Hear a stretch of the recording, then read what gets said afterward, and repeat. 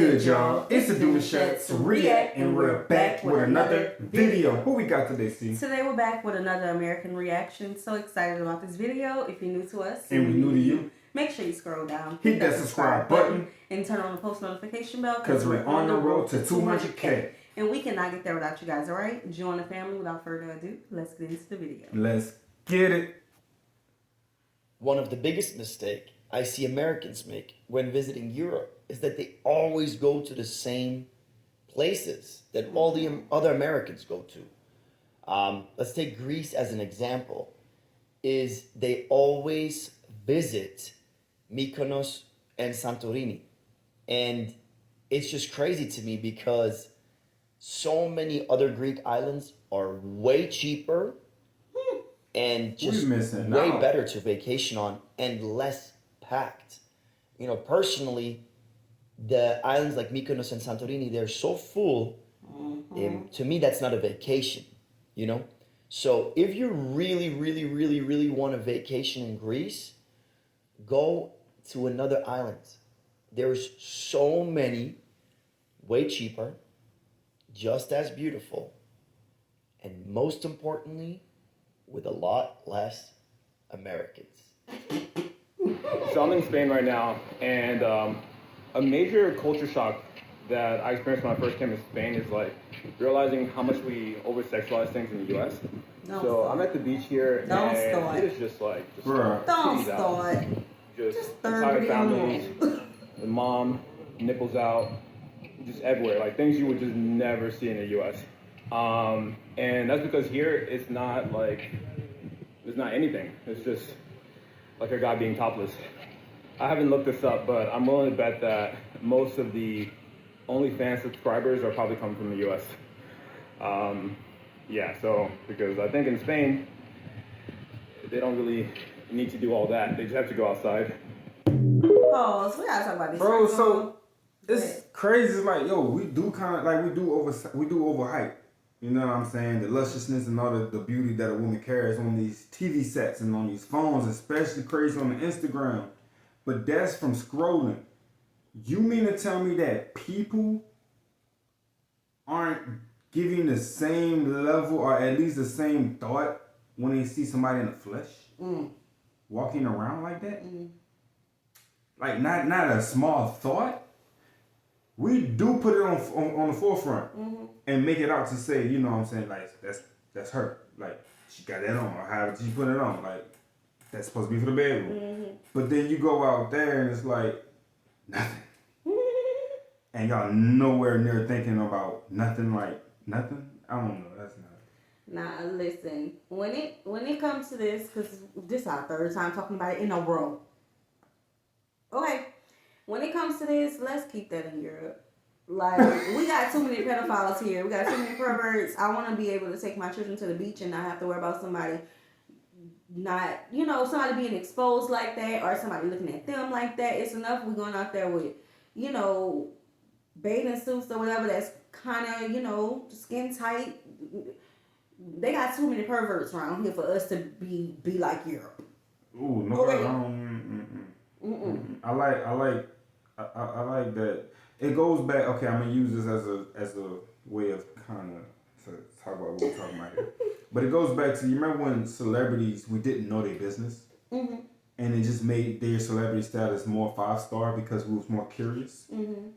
I like to leave the curiosity where it's at instead of having everything there in your face. Bam. Baboom. Like, I'm cool on a baboom. You know what I'm saying? Ting-tong. He said nipples everywhere. You hear me? But, you know. Yeah. Nah, I mean, y'all like it, we love it. For y'all. Oh, okay. Yeah. For y'all. Okay? But over here, let's keep things how they are. Yeah, too many people. Turn the notch down some, actually. We need to turn the notch down some. Yeah. The biggest culture shock coming back to U.S. university after 3 years in Europe is lunchtime. In Spain, France, and Germany, lunch was always a social event. You would never see kids really eating alone, staring at their phones, working on the laptop. Maybe one or two, but the majority of people would be in large groups talking, having fun. Beyond that, the university allocated specific time for lunch that lasted from an hour and a half For to everybody? 2 hours. That means that nobody on campus had class. Everybody went to the dining hall, found their groups, and ate together. I'm curious Straight on up. what your thoughts are on the difference between lunchtime in Europe versus the US. So drop in the comments below. And don't forget to drop a like and follow the account for more epic content. Here are some Let's more talk about culture shocks I've had as an American in the So that is definitely a culture shock because here lunchtime, I never had the same classes as my friends in college, and also I was a mom in college, so my lunchtime was spent at home going to make a bottle. So I wasn't going to spend lunch with y'all. But even take it further back is crazy. Even take it back a notch with schooling, like for lunchtime. Like, was it mainly groups that you always seen everybody in, or did you was it normal to see a lot of isolated kids? Before college, Yeah, groups. mainly groups as I well. saw some isolated kids, but Yeah, then they'll meet up with another isolated kid, so they made a group. there you go. I feel like yeah, that's good. So stuff. they kept it like how it was in school. Yeah, I like I felt that. that, I like yeah. that. UK, but summer edition. The moment that it reaches 18 degrees, it's considered basically like tropical weather. Everybody's out without a jacket, just having fun in the sun, even to the point where my friends won't take their dogs out to the park because it's considered too hot sometimes. It's crazy because obviously I come from Florida where it's scorching hot. Saying that, it's crazy that there's no AC in the houses here. That's one of the things that was really hard to get used to because when it gets really hot in summer, it's difficult to like sleep without AC coming from the US. So I was 24/7 living with a huge fan in front of my face. So you can imagine I got a cold many times. A lot of the houses here don't have drying machines like dryers. So people love to dry their clothes, like line dry them in the garden, like in the backyard. And it's sort of like a therapeutic thing. I've been loving it. It's actually really nice to go in the garden, line your clothes, and just wait for it to dry naturally. It's different and I like it. One of my favorite things about the UK, just Europe in general, is that people actually go on vacation, which in the US you could never. You would literally have to ask for PTO, schedule your vacation starting on Thursday and then coming back maybe Monday or Tuesday so you could take advantage of the weekend. So that would be considered like your week PTO.